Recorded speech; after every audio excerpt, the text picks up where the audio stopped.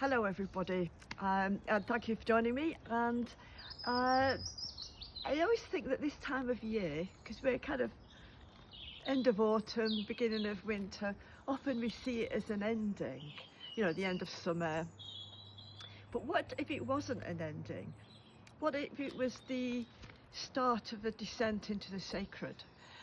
So those of you that know me know that Persephone is one of my favourite goddesses to talk about, and she's really the archetype for this time of year.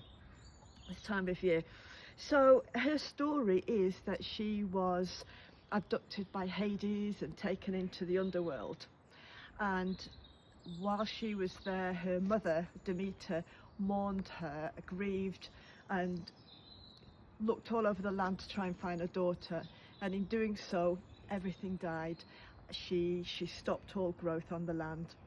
So there's quite a kind of a story about kind of the cycle of the growth season here. But you know, often the Greek gods and goddesses particularly are often seen as victims, but Persephone on the one hand was seen as being abducted by Hades, but on the other hand, it represents her descent into the underworld.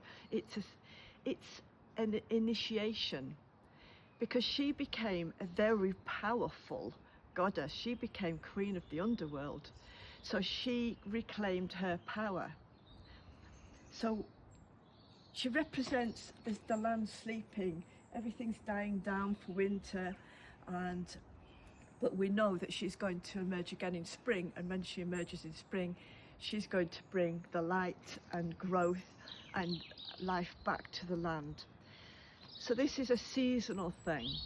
But the one thing about Persephone is that she unites the light and the dark, the shadows and the light, because she lives part of the year in the quiet earth, underground, while the seeds are growing and gaining their strength, as is she. And then she emerges and brings with her the light. So I don't know whether we should see her as a victim or a very powerful goddess, someone who kind of can see both sides, the light and the dark, and combine the two to create the whole. So it is her time of the year, and at the moment she's descended into the underworld. It's a sign of initiation, it's a sign of entering into the sacred, and she will emerge again in spring. So thank you for listening, and I shall speak to you again next week.